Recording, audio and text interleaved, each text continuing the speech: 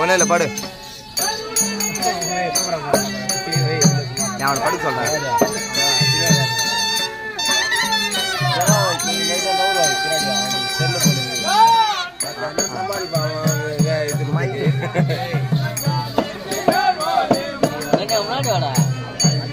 Stage ஃபுல்லாக cover ஆகாது.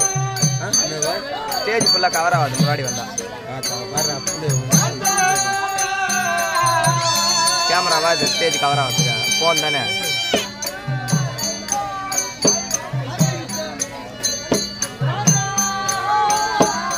அநேகமாக வாட்ச் அவனை தூக்கிட்டீங்களா? மச்சான் கேட்டு போய் யாருன்னா பார்த்துட்டு போனாங்க. சொல்லுங்க அது கூட என் ஃபோன் தானே வச்சுக்கிறது. அவரு கூட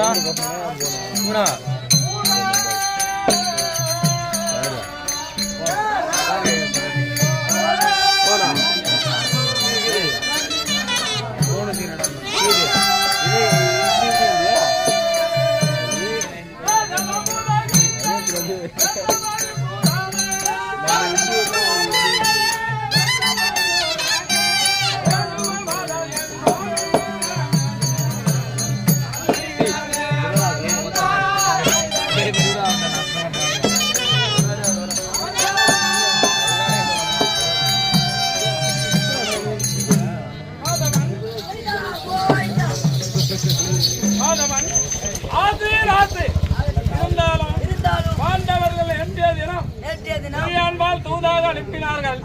நாடு ஒழிக்க மனமில்லாத போருக்கு கலந்திருக்கிறார்.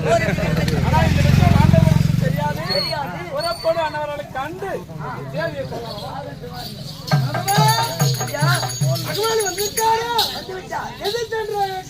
தம்பிமார்களா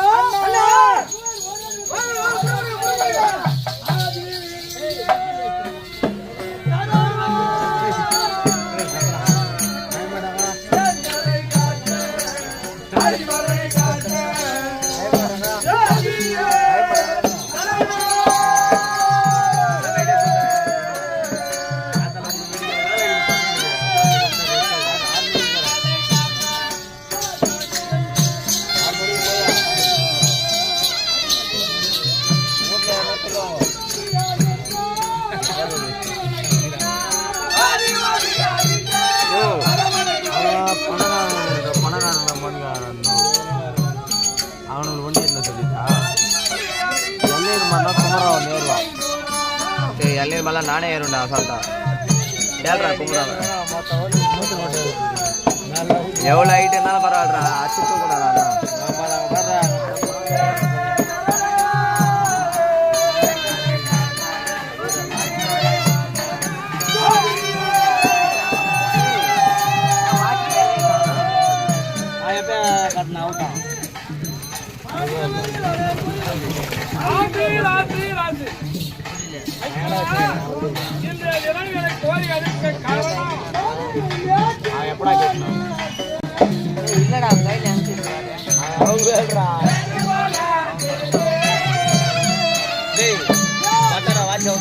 இல்லடா நான் வந்தது இல்லை.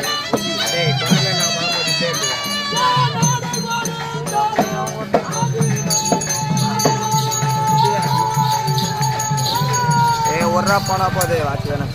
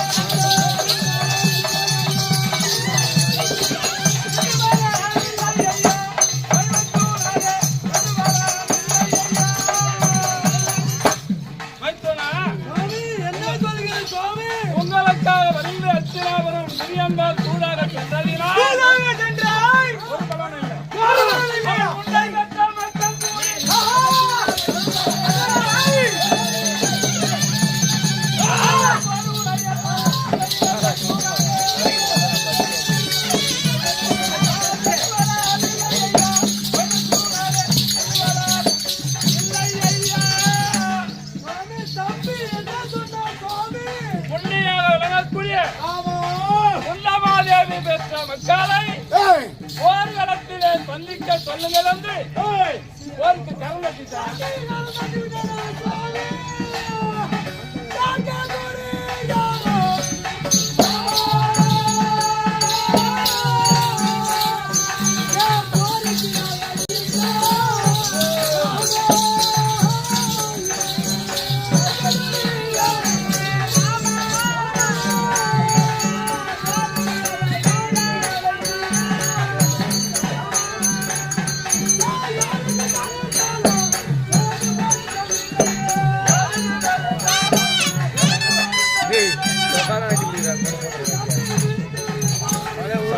உருள்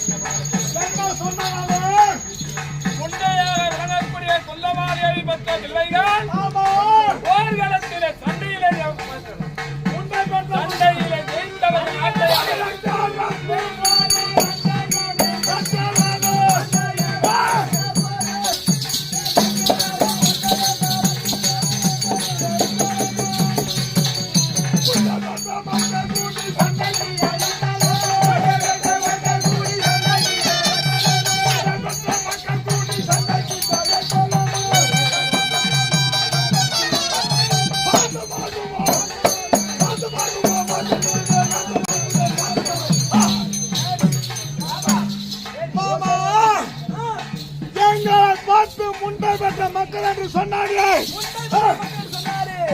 இவர்கள் யாராரு இருக்கின்றாரு?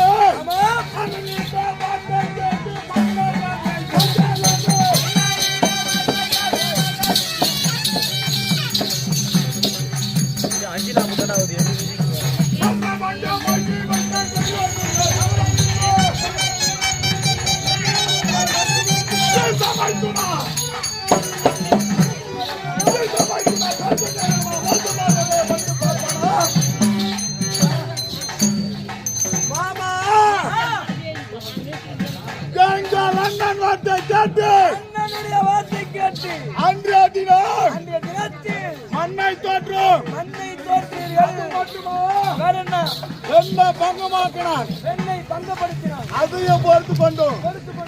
12 வனவாசம், ஓராண்டு ஐயாத வாசம், காலத்தை கழித்து வந்தார்.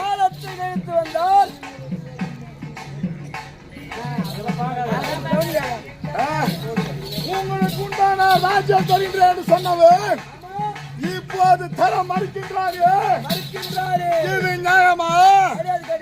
எங்கள் அண்ணன் என்ன சொல்கின்றார் பார்த்தாயா?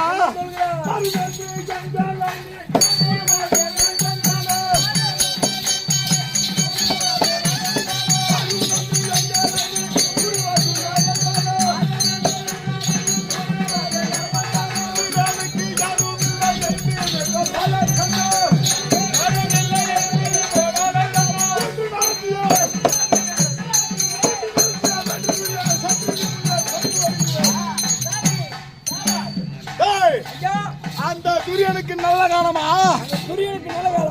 ஒருபோதும் கிடையாது. அவன் இந்த மண்ணில் விழுந்து சாக போகிறான். என்ன சொல்லுங்க?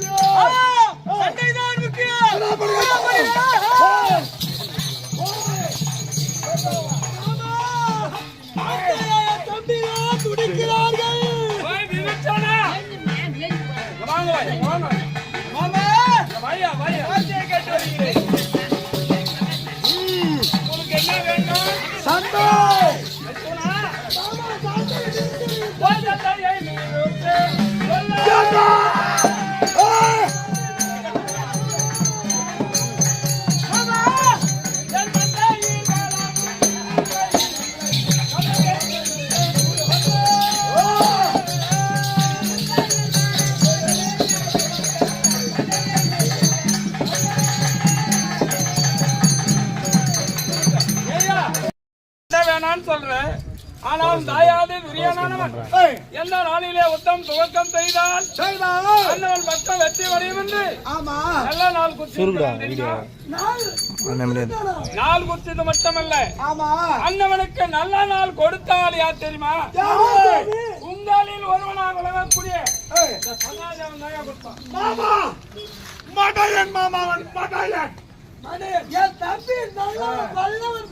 பகையாளி என்று வராமல் நாள் கொடுத்த ஆளு உங்காலு எதிரியாளின்னு பார்க்கவில்லை. அது மட்டுமல்ல, பகையாளி என்று வராமல் அண்ணவன் வட்டம் பலிக்கு வருவதால் சொன்னால் யார் தெரியுமா?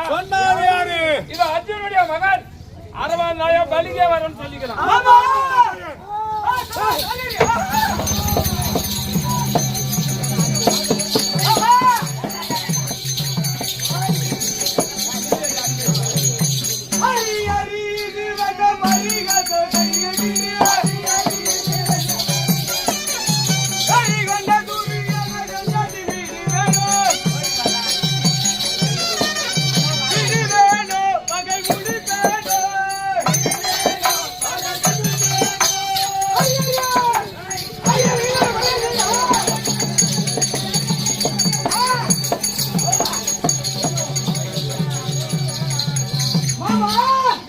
நான் வரியா சொல்றேன்னா வெறி கொண்ட துரியனை விடுவேணும்னு சொல்றியே.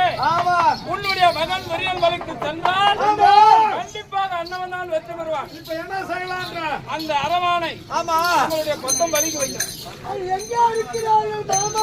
நாகலோகத்தை ஆளக்கூடிய நாகேந்திரனுடைய மகள் நாகை கண்ணிக்கும் அர்ஜுனனுக்கும் இருந்தவர் அரவான் நாகலோகம் செல்லணும். போய்